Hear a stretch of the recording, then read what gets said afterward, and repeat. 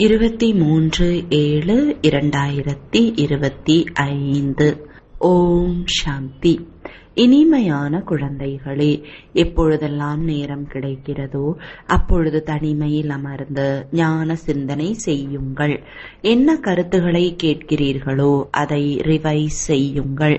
கேள்வி: உங்களுடைய நினைவு யாத்திரை எப்பொழுது முடிவுக்கு வரும்?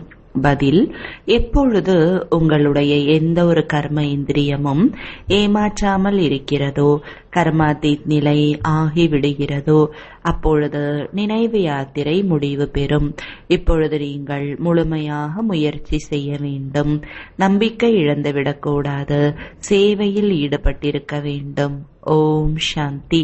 இனிமையிலும் இனிமையான குழந்தைகளே, ஆத்ம உணர்வுடையவராகி அமர்ந்திருக்கிறீர்களா? குழந்தைகள் புரிந்து கொண்டிருக்கிறார்கள். அரை கல்பமாக நாம் தேக அபிமானியாக இருந்துள்ளோம். இப்பொழுது ஆத்ம அபிமானியாக இருப்பதற்கு முயற்சி செய்ய வேண்டியுள்ளது.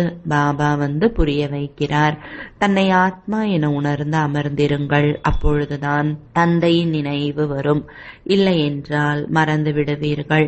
நினைவு செய்யவில்லை என்றால் யாத்திரை எப்படி செய்ய முடியும்? பாவங்கள் எப்படி நீங்கும்? நஷ்டம் ஏற்பட்டுவிடும். இதை அடிக்கடி நினைவு செய்யுங்கள். இது முக்கியமான விஷயம். பாபாவோ அநேக விதமான யுக்திகளை கூறுகிறார். தவறு எது, சரி எது, இதுவும் புரிய வைக்கப்பட்டுள்ளது. பாபா ஞானக்கடலாக இருப்பவர். பக்தியையும் அவர் அறிவார். குழந்தைகள் பக்தியில் என்னவெல்லாம் செய்ய வேண்டியுள்ளது புரிய வைக்கிறார். இந்த யஜ்யம், தவம் முதலியன செய்தல், இவையெல்லாம் பக்தி மார்க்கம்.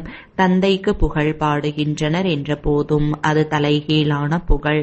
உண்மையில் கிருஷ்ணரின் புகழையும் முழுமையாக அறிந்து கொள்ளவில்லை. ஒவ்வொரு விஷயத்தையும் புரிந்து கொள்ள வேண்டும் அல்லவா? எப்படி கிருஷ்ணர் வைகுண்டநாதர் என்று அழைக்கப்படுகிறார்? நல்லது. பாபா கேட்கிறார், கிருஷ்ணரை திரிலோகிநாத் என சொல்ல முடியுமா? திரிலோகிநாத் என பாடப்படுகிறது அல்லவா? இப்பொழுது 3 உலகத்தின் நாதன், அதாவது 3 உலகங்கள், மூலவத்தனம், சூக்ஷ்மவத்தனம், ஸ்தூலவத்தனம். குழந்தைகளாகிய உங்களுக்கு புரிய வைக்கப்படுகிறது.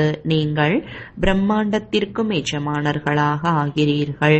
நாம் பிரம்மாண்டத்திற்கு எஜமானன் என கிருஷ்ணர் புரிந்து கொண்டிருப்பாரா? கிடையாது. அவரோ வைகுண்டத்தில் இருந்தார். புதிய உலகமாகிய ஸ்வர்க்கம்தான் வைகுண்டம் என சொல்லப்படுகிறது. ஆக உண்மையில் திரிலோகிநாத் யாரும் இல்லை. பாபா சரியான விஷயத்தை சொல்லி புரிய வைக்கிறார். 3 உலகங்கள் உள்ளன. பிரம்மாண்டத்தின் எஜமானன் சிவபாபாவும் இருக்கிறார். நீங்களும் இருக்கிறீர்கள். சூக்ஷ்மவதனத்தின் விஷயம் கிடையாது. ஸ்தூல உலகத்திலும் அவர் எஜமானன் கிடையாது. சொர்க்கத்திற்கோ நரகத்திற்கோ கூட எஜமானன் அல்ல. கிருஷ்ணர் சொர்க்கத்தின் எஜமானன். நரகத்தின் எஜமானர் ராவணன். இது ராவண ராஜ்யம், அசுர ராஜ்யம் என சொல்லப்படுகிறது. மனிதர்கள் சொல்லவும் செய்கிறார்கள், ஆனால் புரிந்து கொள்ளவில்லை. குழந்தைகளாகிய உங்களுக்கு பாபா வந்து புரிய வைக்கிறார். ராவணனுக்கு 10 தலைகள் காட்டுகிறார்கள். 5 விகாரங்கள் பெண்ணினுடையவை, 5 விகாரங்கள் ஆணினுடையவை. இப்பொழுது 5 விகாரங்கள் அனைவரிடமும் உள்ளன. அனைவருமே ராவண ராஜ்யத்தில் உள்ளனர். இப்பொழுது நீங்கள் உயர்ந்தவர்களாக ஆகிக் கொண்டிருக்கிறீர்கள். பாபா உயர்ந்த உலகத்தை உருவாக்கி கொண்டிருக்கிறார். தனிமையில் அமர்வதன் மூலம் இது போன்ற சிந்தனைகள் நடைபெறும்.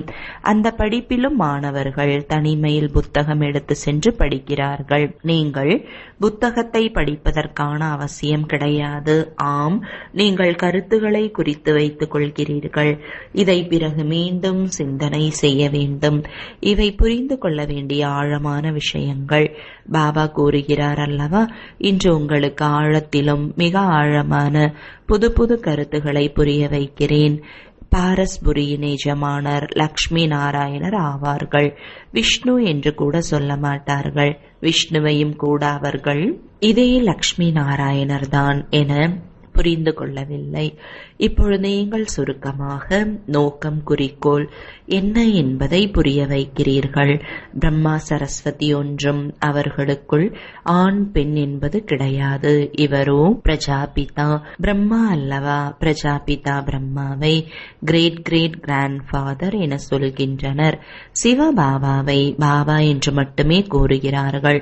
மற்ற அனைவரும் சகோதரர்கள். இந்த அனைவரும் பிரம்மாவின் குழந்தைகள். அனைவருக்கும் நாம் பகவானின் குழந்தைகள், சகோதரர்கள் ஆகிறோம் என்பது தெரியும். ஆனால் அவர் நிராகார உலகத்தில் இருக்கிறார்.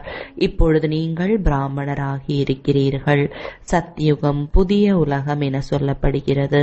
இதன் பெயர் புருஷோத்தம சங்கம யுகம் என வைக்கப்பட்டுள்ளது. சத்யுகத்தில் புருஷோத்தமர்கள் இருக்கிறார்கள். இவை மிகவும் அற்புதமான விஷயங்கள். நீங்கள் புதிய உலகத்திற்காக தயாராகி கொண்டிருக்கிறீர்கள். இந்த சங்கம யுகத்தில்தான் நீங்கள் புருஷோத்தமர்களாக ஆகிறீர்கள். லக்ஷ்மி நாராயணர் ஆவோம் என கூறுகிறார்கள். இவர்கள் அனைவரை காட்டிலும் உத்தமமான ஆத்மாக்கள். அவர்கள்தான் பிறகு தேவதைகள் என சொல்லப்படுகிறார்கள். உத்தமத்திலும் உத்தமமான நம்பர் 1 லக்ஷ்மி நாராயணர். பிறகு வரிசைப்படியாக குழந்தைகளாகிய நீங்கள் ஆவீர்கள். சூரிய வம்ச குலத்தை உத்தமம் என சொல்வார்கள். நம்பர் 1 அதுதான் அல்லவா? மெதுமெதுவாக கலைகள் குறைந்து கொண்டே போகும். இப்பொழுது குழந்தைகள், நீங்கள் புதிய உலகத்தின் முகூர்த்தம் செய்கிறீர்கள். எப்படி புது வீடு தயாராகிறது என்றால் குழந்தைகள் மகிழ்ச்சி அடைகிறார்கள், நாள் பார்க்கிறார்கள். குழந்தைகள், நீங்களும் புதிய உலகத்தை பார்த்து மகிழ்ச்சி அடைகிறீர்கள். முகூர்த்தம் செய்கிறீர்கள். எழுதப்பட்டும் உள்ளது, தங்க மலர்களின் மழை பொழியும் என்று. குழந்தைகளாகி உங்களுக்கு மகிழ்ச்சியின் அளவு அதிகரிக்க வேண்டும். உங்களுக்கு சுகம், அமைதி இரண்டும் கிடைக்கின்றன. வேறு யாருக்கும் இவ்வளவு சுகம் மற்றும் அமைதி கிடைப்பது இல்லை. இன்னொரு மதம் வந்தால் பிரிவினை ஆகிவிடுகிறது. குழந்தைகளாகிய உங்களுக்கு அளவற்ற மகிழ்ச்சி உள்ளது. நாம் முயற்சி செய்து உயர்ந்த பதவி அடைய போகிறோம். அதிர்ஷ்டத்தில் எது உள்ளதோ அது கிடைக்கட்டும். தேர்ச்சி அடைய வேண்டும் என்று இருந்தால் தேர்ச்சியாகலாம் என்று அல்ல. ஒவ்வொரு விஷயத்திலும் அவசியம் முயற்சி செய்ய வேண்டும். இல்லை என்றால் அதிர்ஷ்டத்தில் உள்ளபடி நடக்கட்டும் என சொல்லிவிடுகின்றனர். பிறகு முயற்சி செய்வதே நின்று விடுகிறது. பாபா கூறுகிறார், தாய்மார்களாகிய உங்களை எவ்வளவு உயர்ந்தவர்களாக ஆக்குகிறேன். பெண்களுக்கு அனைத்து இடங்களிலும் மதிப்பு உள்ளது. வெளிநாடுகளிலும் மதிப்பு உள்ளது. இங்கே பெண் குழந்தைகள் பிறந்துவிட்டால் தரமற்ற படுக்கையில் படுக்க வைத்து விடுகிறார்கள். உலகம் அழுக்கானதாக உள்ளது. இந்த சமயம் குழந்தைகள், நீங்கள் அறிவீர்கள், உலகம் என்னவாக இருந்தது, இப்பொழுது என்னவாக உள்ளது. மனிதர்கள் மறந்துவிட்டுள்ளனர். வெறுமனே அமைதி அமைதி என்று கேட்டுக்கொண்டே இருக்கிறார்கள். உலகத்தில் அமைதியை விரும்புகிறார்கள். நீங்கள் இந்த லக்ஷ்மி நாராயணருடைய சித்திரத்தை காட்டுங்கள். இவர்களின் ராஜ்யம் இருந்த பொழுது தூய்மை, சுகம் மற்றும் அமைதியும் இருந்தது. உங்களுக்கு இந்த மாதிரி ராஜ்யம் வேண்டும் அல்லவா? மூலவதனத்திலோ உலகத்தின் அமைதி என சொல்ல மாட்டார்கள். உலகத்தில் அமைதி இங்கேதான் இருக்கும் அல்லவா? தேவதைகளின் உலகம் முழு உலகத்திலும் இருந்தது. மூலவதனம் ஆத்மாக்களின் உலகம். மனிதர்கள் இதை அறிந்து கொள்ளவில்லை. ஆத்மாக்களின் உலகம் ஒன்று உள்ளது என்று அவர்களுக்கு தெரியாது. பாபா கூறுகிறார், நான் உங்களை உயர்ந்த ஆத்மாக்களாக ஆக்குகிறேன். இது புரிய வைக்க வேண்டிய விஷயம். அப்படி இல்லாமல் பகவான் வந்துவிட்டார் என்று உரத்த குரலில் திரும்ப திரும்ப சொல்வதால் மட்டும் யாரும் ஏற்றுக்கொள்ளப் போவதில்லை. இன்னும் அதிகமாக நிந்தனை பரவும். நிந்தனை செய்வார்கள். பிகே தங்களின் பாபாவை பகவான் என்று சொல்கின்றனர் என்பார்கள். இதுபோல சொல்வதால் சேவை நடைபெற்று விடாது. பாபா யுக்திகளை சொல்லிக் கொண்டே இருக்கிறார். அறையில் 8-10 சித்திரங்களை சுவர் மீது மாட்டி வையுங்கள். வெளியில் எழுதி வையுங்கள். எல்லையற்ற தந்தையிடமிருந்து எல்லையற்ற சுகத்தின் ஆஸ்தி பெற வேண்டும். அதாவது மனிதனிலிருந்து தேவதை ஆக வேண்டும் என்றால் வாருங்கள், நாங்கள் உங்களுக்கு புரிய வைக்கிறோம். அப்பொழுது அநேகர் வர துவங்குவார்கள், தாமாகவே வந்து கொண்டிருப்பார்கள். உலகத்தில் அமைதி இருந்ததல்லவா? இப்பொழுது இவ்வளவு ஏராளமான தர்மங்கள் உள்ளன. தமோ பிரதான உலகத்தில் அமைதி எப்படி இருக்க முடியும்? உலகத்தில் அமைதியை இறைவன்தான் உருவாக்க முடியும். சிவபாபா வருகிறார் என்றால் நிச்சயமாக ஏதேனும் பரிசு பொருள் கொண்டு வருவார். ஒரே ஒரு தந்தை தான் இவ்வளவு தூரத்திலிருந்து வருகிறார். மேலும் இந்த பாபா ஒரே ஒரு முறை மட்டுமே வருகிறார். இவ்வளவு பெரிய பாபா 5000 ஆண்டுகளுக்கு பிறகு வருகிறார். வெளிநாடு சுற்றுலா சென்று திரும்பி வருகிறார் என்றால் குழந்தைகளுக்கு பரிசு கொண்டு வருகிறார்கள் அல்லவா? பெண்ணுக்கு கணவனாக, குழந்தைகளுக்கு தந்தையாக ஆகிறார்கள். பிறகு பாட்டன் முப்பாட்டனாவும் ஆகிறார்கள்.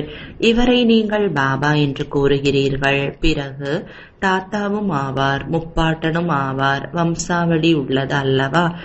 ஆதாம், ஆதிதேவ் என்ற பெயர்கள் உள்ளன. ஆனால் மனிதர்கள் புரிந்து கொள்வது இல்லை. குழந்தைகளாகி உங்களுக்கு தந்தை புரிய வைக்கிறார். தந்தையின் மூலம் சிருஷ்டி சக்கரத்தின் சரித்திர பூகோளத்தை அறிந்து கொண்டு நீங்கள் சக்கரவர்த்தி ராஜா ஆகிக் கொண்டிருக்கிறீர்கள். பாபா எவ்வளவு அன்போடும் ஆர்வத்தோடும் படிப்பு சொல்லி தருகிறார். எனவே அந்த அளவு படிக்க வேண்டும் அல்லவா? அதிகாலை நேரம் அனைவரும் ஓய்வாக இருப்பார்கள். காலை வகுப்பு அரை மணி நேரம் 3/4 மணி நேரம் இருக்கும். முரளி கேட்டுவிட்டு சென்று விடுங்கள். எங்கே இருந்தாலும் நினைவு செய்ய முடியும். ஞாயிற்றுக்கிழமையும் விடுமுறை நாளாக உள்ளது. காலையில் 2-3 மணி நேரம் அமர்ந்து கொள்ளுங்கள். பகல் நேர வருமானத்தை சரி செய்து விடுங்கள். முழுமையாக பையை நிரப்பிக் கொள்ளுங்கள். நேரம் கிடைக்கிறது அல்லவா?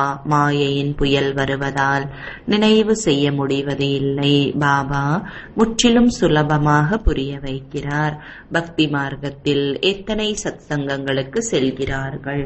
கிருஷ்ணருடைய ஆலயத்திற்கு பிறகு, ஸ்ரீநாத் ஆலயத்திற்கு பிறகு வேறு எந்தெந்த ஆலயங்களுக்கும் செல்வார்கள். யாத்திரையில் கூட பலதரப்பட்ட நினைவுள்ளவர்களாக இருக்கிறார்கள். அவ்வளவு கஷ்டத்தையும் அடைகிறார்கள். எந்த ஒரு நன்மையும் கிடையாது. நாடகத்தில் இதுவும் விதிக்கப்பட்டுள்ளது. பிறகும் இது நடக்கும். ஆத்மாவாகி உங்களுக்குள் நடிப்பு நிரம்பியுள்ளது. சத்யுக திரேதாவில் கல்பத்திற்கு முன்பு என்ன நடிப்பை நடித்தீர்களோ அதையே இப்பொழுதும் நடிப்பீர்கள். மேலோட்டமான புத்தி உள்ளவர்கள் இதையும் கூட புரிந்து கொள்ளவில்லை. யார் நுட்பமான புத்தி உள்ளவர்களோ அவர்கள்தான் நல்லபடியாக புரிந்து கொண்டு மற்றவர்களுக்கும் புரிய வைக்க முடியும். அவர்களுக்கு உள்ளுக்குள் இந்த உணர்வு வருகிறது. அதாவது இது முதலும் முடிவும் இல்லாமல் உருவாக்கப்பட்டுள்ள ஒரு நாடகம். இது எல்லையற்ற நாடகம் என்பதை உலகில் யாரும் புரிந்து கொள்ளவில்லை. இதை புரிந்து கொள்வதிலும் நேரம் பிடிக்கிறது. ஒவ்வொரு விஷயமும் விளக்கமாக புரிய வைத்து சொல்லப்படுகிறது. முக்கியமானது நினைவு யாத்திரை. ஒரு வினாடியில் ஜீவன் முக்தி என்று பாடப்பட்டுள்ளது. மேலும் இதுவும் பாடல் உள்ளது. ஞானக்கடல். கடல் முழுவதையும் மையாக்கி, காட்டை எல்லாம் எழுதுகோலாக்கி, பூமியை காகிதமாக்கி, அப்படியும் அதற்கு முடிவு இருக்காது. ஆரம்பத்திலிருந்து நீங்கள் எவ்வளவு எழுதி வந்தீர்கள். நீங்கள் ஒன்றும் கஷ்டப்படக்கூடாது. முக்கியமானது தந்தையை நினைவு செய்ய வேண்டும். இங்கேயும் சிவபாபாவிடம் நீங்கள் வருகிறீர்கள். சிவபாபா இவருக்குள் பிரவேசமாகி உங்களுக்கு எவ்வளவு அன்போடு படிப்பு சொல்லி தருகிறார். இதில் மிகையானது ஒன்றும் கிடையாது. பாபா கூறுகிறார், நான் பழைய சரீரத்தில் வருகிறேன். சாதாரணமாக சிவபாபா வந்து படிப்பு சொல்லி தருகிறார். எந்த ஒரு அகங்காரமும் கிடையாது. பாபா கூறுகிறார், நீங்கள் என்னை அழைக்கிறீர்கள். பாபா தூய்மையற்ற உலகத்தில் தூய்மையற்ற சரீரத்தில் வாருங்கள். வந்து எங்களுக்கு கல்வியை கற்றுக் கொடுங்கள். சத்யுகத்தில் வந்து வைர வைடூரியங்களாலான மாளிகையில் அமருங்கள். உணவு முதலியவற்றை பெறுங்கள் என்று அழைப்பது இல்லை. சிவபாபா உணவு உட்கொள்வது கிடையாது. முன்பு அழைத்திருந்தீர்கள், வந்து உணவு சாப்பிடுங்கள் என்று. 36 வகையான உணவுகளை படைத்தனர். இது மறுபடியும் நடைபெறும். இதையும் சரித்திரம் என்றுதான் சொல்ல வேண்டும். கிருஷ்ணரின் சரித்திரம் என்ன? அவரோ சத்யுகத்தின் இளவரசர். அவரை பதீத பாவனர் என சொல்லப்படுவதில்லை. சத்யுகத்தில் அவர்கள் உலகத்தின் எஜமானர்களாக எப்படி ஆனார்கள்? இதையும் இப்பொழுதுதான் தெரிந்து கொண்டிருக்கிறீர்கள். மனிதர்கள் முற்றிலும் காரிருளில் உள்ளனர். இப்பொழுது நீங்கள் ஒளி பிரகாசத்தில் இருக்கிறீர்கள். பாபா இரவை பகலாக்கி விடுகிறார். அரை கல்பம் நீங்கள் ராஜ்யம் செய்கிறீர்கள் என்றால் எவ்வளவு மகிழ்ச்சி இருக்க வேண்டும். இப்போது உங்களுடைய கர்ம இந்திரியங்களில் எதுவும் ஏமாற்றாமல் இருக்கிறதோ அப்பொழுது உங்களுடைய நினைவு யாத்திரை முடிவுக்கு வரும். கர்மாதீத் நிலையாகிவிட்டால் அப்பொழுது நினைவு யாத்திரை முடிவடையும். இப்போது இன்னும் முடிவடையவில்லை. இப்பொழுது நீங்கள் முழுமையான முயற்சி செய்ய வேண்டும். நம்பிக்கை இழந்தவர்களாக ஆகக்கூடாது. சேவை மற்றும் சேவை. பாபா வயோதிகரின் சரீரத்தின் மூலம் சேவை செய்து கொண்டிருக்கிறார். பாபா செய்பவர் மற்றும் செய்விப்பவர். குழந்தைகள் மீது எவ்வளவு அக்கறை உள்ளது. இதை அமைக்க வேண்டும், கட்டிடம் கட்ட வேண்டும் என்று எப்படி லௌகீக தந்தைக்கு எல்லைக்கு உட்பட்ட சிந்தனைகள் உள்ளன, அதே போல எல்லையற்ற தந்தைக்கு எல்லையற்ற சிந்தனை உள்ளது. குழந்தைகளாகிய நீங்கள் தான் சேவை செய்ய வேண்டும்.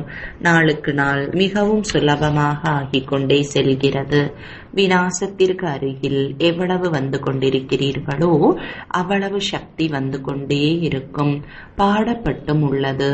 பீஷ்ம பிதாமகர் முதலானவர்களுக்கு கடைசியில் அம்பு தைத்தது என்று. இப்போது அம்பு தைத்து விடுமானால் மிகவும் குழப்பம் ஏற்பட்டுவிடும். அவ்வளவு கூட்டம் சேர்ந்துவிடும். கேட்கவே வேண்டாம். சொல்கிறார்கள் அல்லவா, தலை சொரிய கூட நேரமில்லை என்று. அதுபோல யாரும் கிடையாது. ஆனால் அதிகமான கூட்டம் வந்து விடுமானால் பிறகு அதுபோல சொல்லப்படுகிறது. எப்போது அவர்களுக்கு அம்பு தைத்து விடுகிறதோ அதன் பிறகு உங்களுடைய தாக்கம் வெளிப்படும். குழந்தைகள் அனைவருக்கும் தந்தையின் அறிமுகம் கிடைத்தாக வேண்டும். நீங்கள் 3 அடி நிலத்திலும் கூட இந்த அழிவற்ற மருத்துவமனை அல்லது பல்கலைக்கழகத்தை திறந்து வைக்க முடியும். பணம் இல்லை என்றாலும் கூட பரவாயில்லை. சித்திரங்கள் உங்களுக்கு கிடைத்துவிடும். சேவையில் வானாவமானம், சுகம் துக்கம், குளிர் வெப்பம் அனைத்தையும் சகித்துக் கொள்ள வேண்டும். யாரையாவது வைரம் போல ஆக்குவது என்பது சாதாரண விஷயமா என்ன? நீங்கள் ஏன் களைத்து போகிறீர்கள்? நல்லது, இனிமையிலும் இனிமையான தேடி கண்டெடுக்கப்பட்ட செல்லமான குழந்தைகளுக்கு தாயும் தந்தையுமாகிய பாப்தாதாவின் அன்பு நினைவுகள் மற்றும் காலை வணக்கங்கள். ஆன்மீக குழந்தைகளுக்கு ஆன்மீக தந்தையின் வணக்கங்கள். ஆன்மீக தந்தைக்கு ஆன்மீக குழந்தைகளின் அன்பு நினைவுகளும் வணக்கங்களும். தாரணைக்கான முக்கிய சாரம்: அதிகாலை நேரம், அரை மணி நேரம் அல்லது 3/4 மணி நேரம் மிகுந்த அன்போடும் ஆர்வத்தோடும் படிப்பை படிக்க வேண்டும். பாபாவின் நினைவில் இருக்க வேண்டும். அனைத்து கர்மேந்திரியங்களும் கட்டுப்பாட்டில் வருகிற மாதிரி முயற்சி செய்ய வேண்டும்.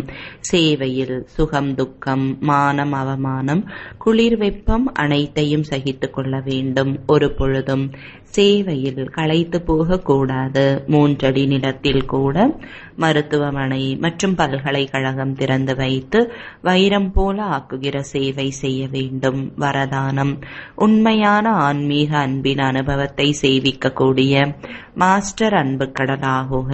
விளக்கம்: எப்படி கடலின் கரைக்கு சென்றால் குளிர்ச்சியின் அனுபவம் ஏற்படுகிறது, அதுபோல குழந்தைகள் நீங்கள் மாஸ்டர் அன்பு கடலாவீர்களானால் உங்கள் முன்னால் வரும் ஒவ்வொரு ஆத்மாவும் அனுபவம் செய்ய வேண்டும். மாஸ்டர் அன்பு கடலின் அலைகள் அன்பின் அனுபவத்தை செய்வித்துக் கொண்டே இருக்கின்றன. ஏனென்றால் இன்றைய உலகம் உண்மையான ஆன்மீக அன்பிற்காக ஏங்கி தவித்துக் கொண்டிருக்கிறது. சுயநல அன்பை பார்த்து பார்த்து அந்த அன்பிலிருந்து மனம் விடுபட்டு விட்டது. எனவே ஆன்மீக சிநேகத்தின் சிறிது நேர அனுபவத்தையும் கூட வாழ்க்கைக்கான ஆதரவு என புரிந்து கொள்வார்கள். ஸ்லோகன்: ஞான செல்வத்தால் நிரம்பியவராக இருப்பீர்கள் என்றால் ஸ்தூல செல்வத்தின் பிராப்தி தானாகவே கிடைத்து கொண்டே இருக்கும். அவ்யக்த சமிஞ்சை சங்கல்பத்தின் சக்தியை சேமித்து உயர்ந்த சேவைக்கு நிமித்தமாகுங்கள். எப்படி சத்யுக சிருஷ்டியை பற்றி சொல்கிறார்கள், ஒரே ராஜ்யம் ஒரே தர்மம், அதுபோலவே இப்பொழுது சுயராஜ்யத்திலும் கூட ஒரே ராஜ்யம், அதாவது சுயத்தின் சமிஞ்சையின்படி நீங்கள் அனைவரும் நடக்கிறீர்கள்.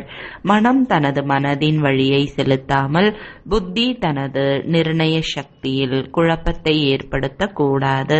சம்ஸ்காரம் ஆத்மாவை ஆட்டி படைப்பதாக இருக்கக்கூடாது. அப்பொழுதுதான் ஒரு தர்மம் ஒரு ராஜ்யம் என சொல்ல முடியும். ஆக அத்தகைய கட்டுப்படுத்தும் சக்தியை தாரணை செய்யுங்கள். இதுவே எல்லையற்ற சேவைக்கான சாதனமாகும். ஓம் சாந்தி.